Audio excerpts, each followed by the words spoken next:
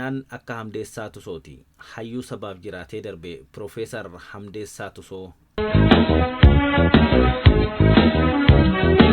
Sabni Oromoo hayyoota hedduu horateera. Hayyoota sabaaf jiraatanii darbanis kan lakkoofsi laafan biran geenye horateera. Hayyoota Oromoo Oromummaa fi Oromiyaa gadi dhaabanii hundee jabeechan. Warra umurii isaanii guutuu ummata isaaniif kennanii jiraatan. Warra hayyummaa isaanii saba isaaniif laatan. Gameeyyii dhaloonni yoomuu ittiin boonu warra guca Oromummaa nuuf qabsiisan hedduu horateera.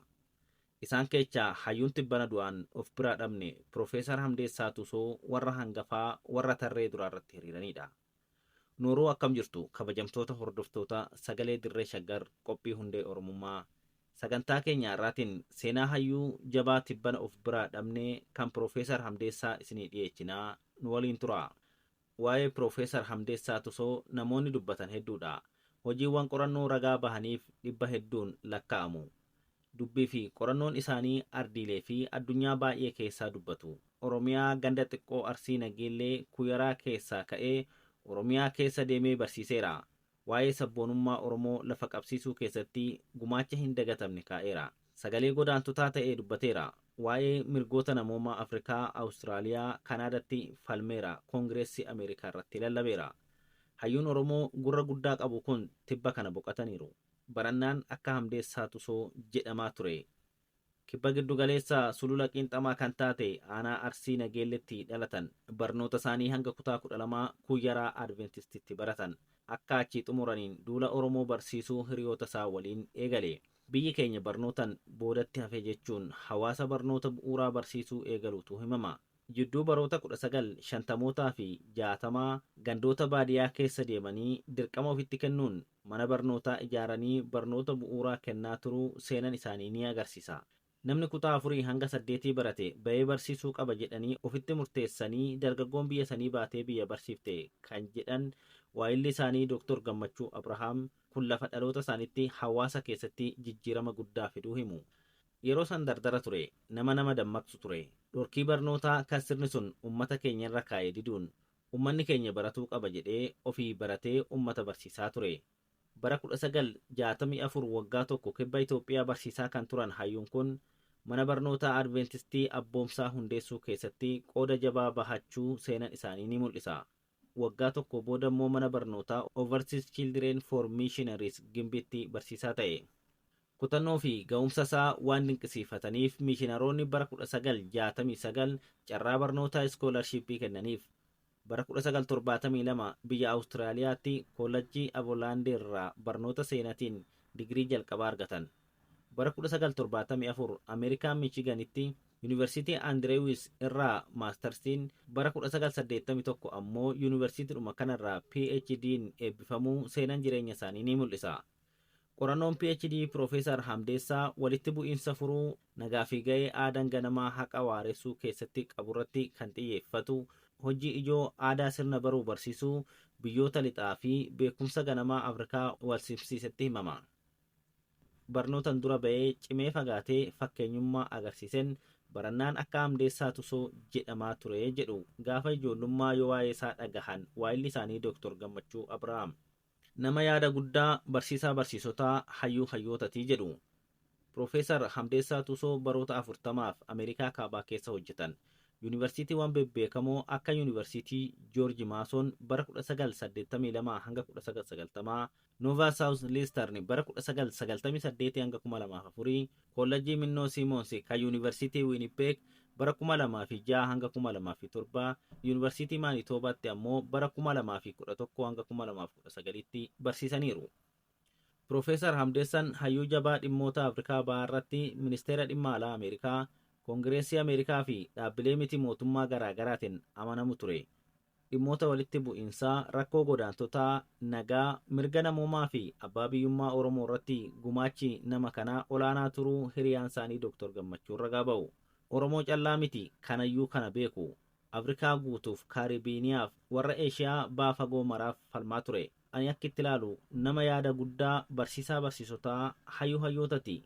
Namni waa ijaarrata, waa kaawwata, ati maaliif waan kana callaa irratti xiyyeeffatta yoon jedhuun namni wayii aarsaa kaffaluu qaba dubbiin Oromoo sirna ta'uuf naan jedhaa ture jedhan Dr. Gammachuun. Ulfinaa fi kabaja eenyummaa Oromoo ol kaasuuf namni kun beekumsa maddisiisuu, tarsiimoo wixinuu, dhaabbilee ijaaruu, ga'umsa dhaabbilee immoo cimsuuf carraaqqii jajjabaa gochaa turuu dubbata waa'illi isaanii Dr. Gammachuun. Oromoon gamtaan dhaabbannaan of ta'ee jennaan qaama kamittuu osoo hin hirkatin bakka hawwiisaa akka ga'u nama amanuu jedhu Dr. Gammachuun. Konfirensii jalqabaa Oromoo kan qindeesse Dr. Hamdeessadha. Yuunivarsiitii Michigan keessatti mata dureen Oromoo ka'ee akka mata duree paanaalii ta'u osuma mormiin guddaan jiru osoo maal namni kun maal haasawa jedhamu kan tolche nama kana. Artikiloota 41 boqonnaawwan kitaabotaa baay'ee monogiraafiiwwan joornaalota hedduu maxxansiiseera. Korawwan idil addunyaa 36 kutaalee addunyaa garaagaraa irratti tamsa'an irratti nama haasawa ijoo yookiin keynote speaker ta'e.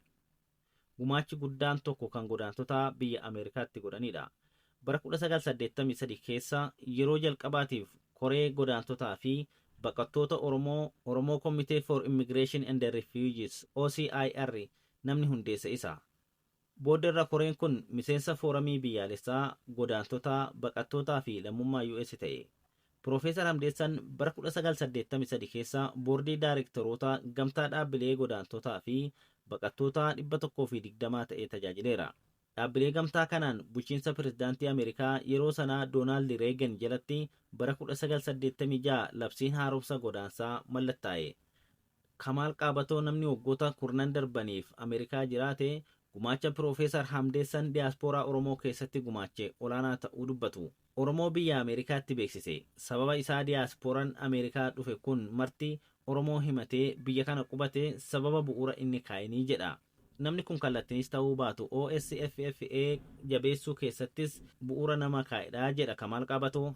Yaada isaa burqisiisuu kaasee hanga bara 1986tti waldaa qorannoo Oromoo hundeessutti qooda hangafaa qabaachuu hayyuu kanatu himama.